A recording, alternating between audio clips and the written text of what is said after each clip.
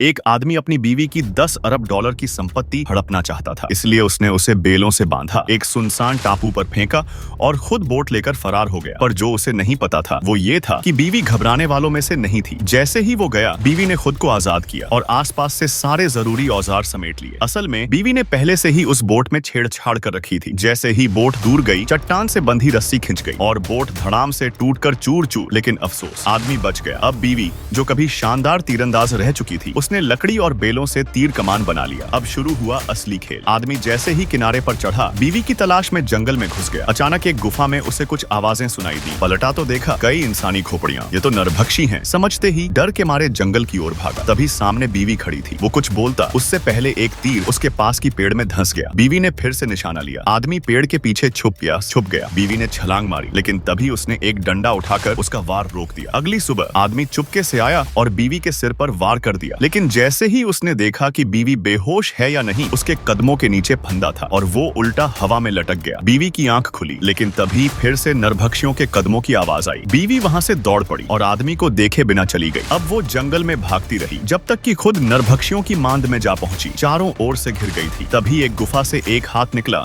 और उसे अंदर खींच लिया। वो हाथ किसी और का नहीं, उसी आदमी का था। अब दोनों को समझ आ गया, लड़ाई बेकार थी। उन्होंने साथ भागने का प्लान बनाया, लेकिन तभी छुपकर बैठे नरभक्षियों ने दोनों को बेहोश कर दिया। बीवी को बांधकर आग में जलाने के लिए तैयार किया गया और आदमी को नाव में डालकर नदी में बहा दिया गया, जल देवता की बलिति के लिए। लेकिन वो बच निकला। एक चट्टान पकड़कर किनारे तक पहुंचा। अब उसने खुद को नरभक्षी जैसा बनाया, उनके ग्रुप में घुसा और मौका देखकर सीधे उनके सरदार को लात मारकर गिरा दिया। आग को लात मारी, बीवी को उठाया और दोनों चट्टान से नदी में कूद गए। आखिर में एक छोटी नाव मिली और दोनों इस भयानक टापू से हमेशा के लिए निकल गए।